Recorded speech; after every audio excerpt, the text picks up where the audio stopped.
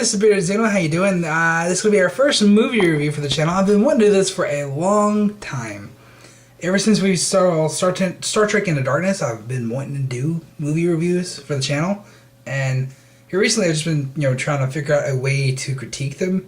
And I think I've finally come up with a good solution. And so here we go. We're going to start off with The Amazing Spider-Man 2. And it's not amazing.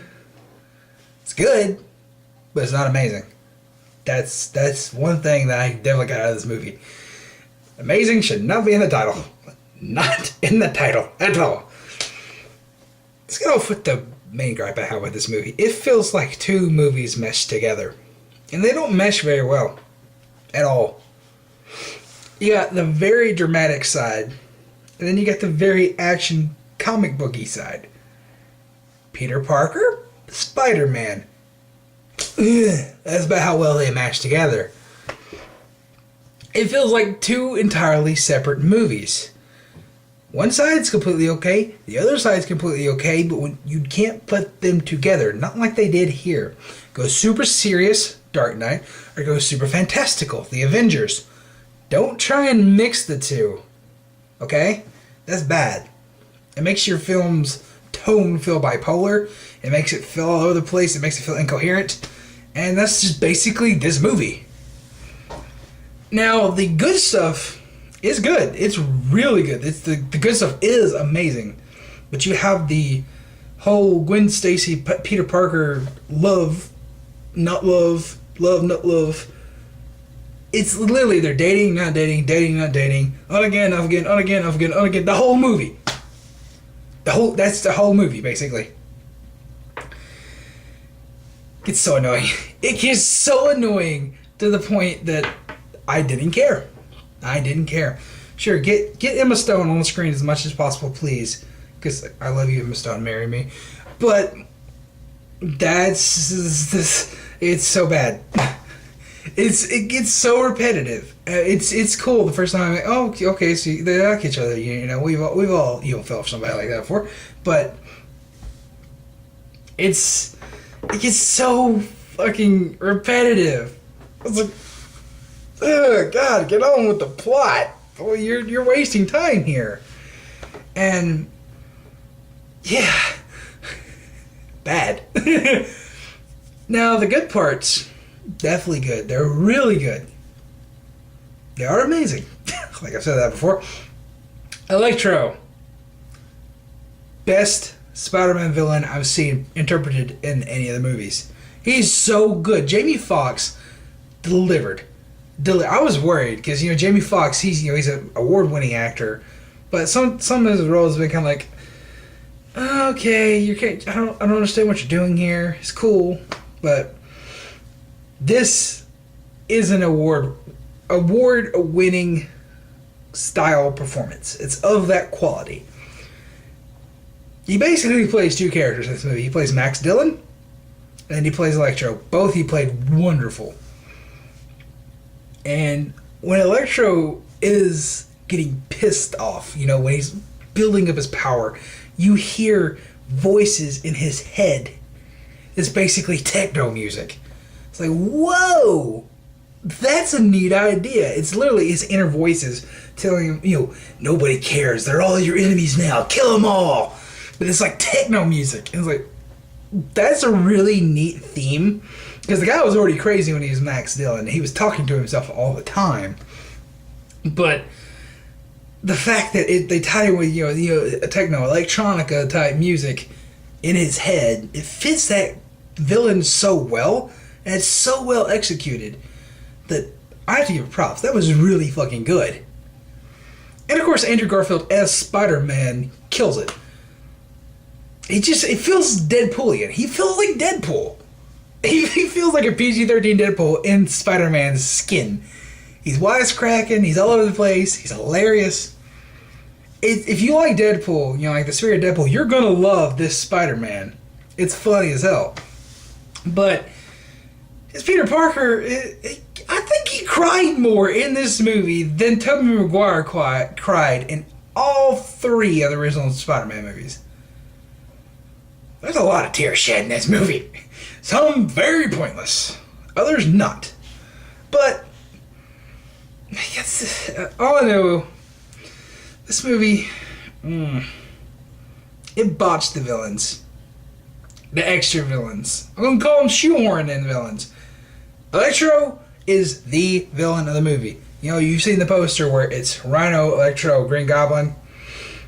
Knock those other two off. It's Electro's movie. Green Goblin's featured far more prominently than Rhino, but he still has a very minor part.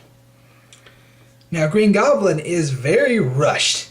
It's like, oh, okay, here's Harry Osborn. You kind of know that they have a friendship from the last movies. So, hey, we're just going to tell you they used to be friends. And then we're going to roll it. And then he's going to start asking weird fucking questions. That, oh, he's a Green Goblin now. Oh, in movie.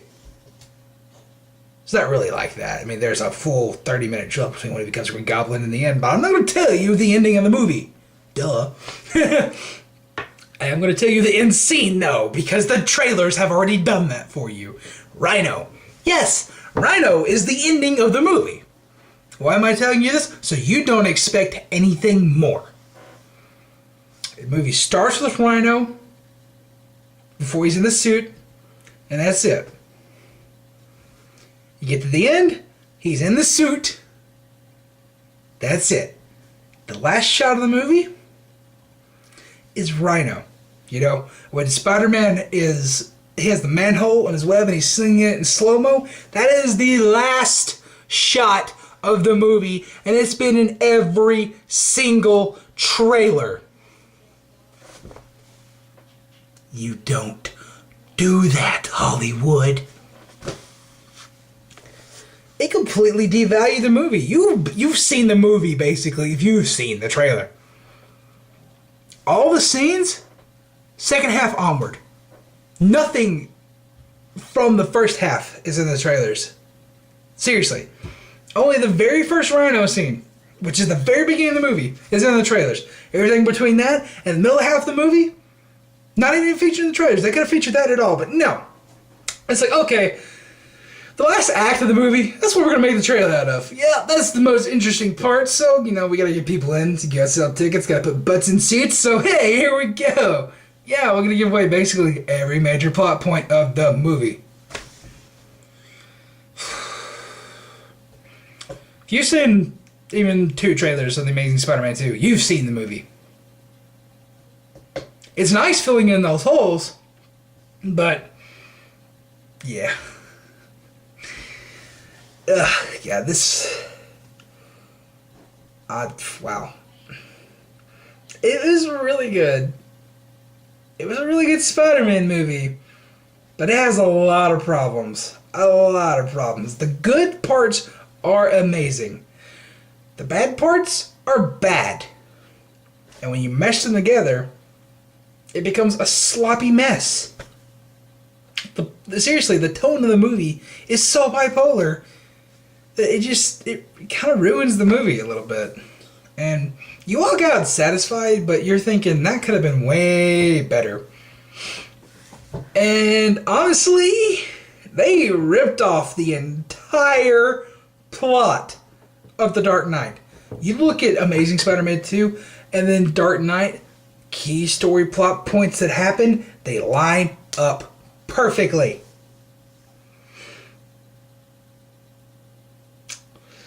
They try to get the seriousness of The Dark Knight and the comic booky fun all over the placeness of the Avengers. Like, okay, we'll capitalize on DC and Marvel, mesh them together, we'll have a perfect movie, right? And then instead, the Marvel stuff shines and the Dark Knight stuff is undercooked and it just fails. So yeah, that's The Amazing Spider-Man 2. I give it a 7.5 out of 10. Only because the good stuff is so amazing that it's worth seeing. But this movie has major problems. Major problems. Emma Stone's not one of them, though. Seriously, marry me, Emma Stone. I love you. But yeah, 7.5. I'm dissatisfied with the movie, but I'm still going to buy it on Blu-ray because the action scenes are so good. I'll just fast forward through the boring shit. They could have cut 30 minutes out of this movie, shortened it up, knocked out a few unnecessary plot points like Rhino, the Sinister Six, because you've seen the Sinister Six teasers and shit like that in the trailers. So they could have just taken those out, been done with it. It would actually been a more contained movie. This would have been like an 8.5. Hell, maybe even a 9. But because of the bipolar tone, this movie, it just doesn't feel right. I guess maybe when we look at it as a trilogy, it'll feel like a necessary movie. But right now, it just doesn't feel whole. It has a slight identity crisis, and that really hurts it. You should go see it, but try and catch a matinee if you can. That's been my very first movie review. Hope you enjoyed. DaBeardedXeno out.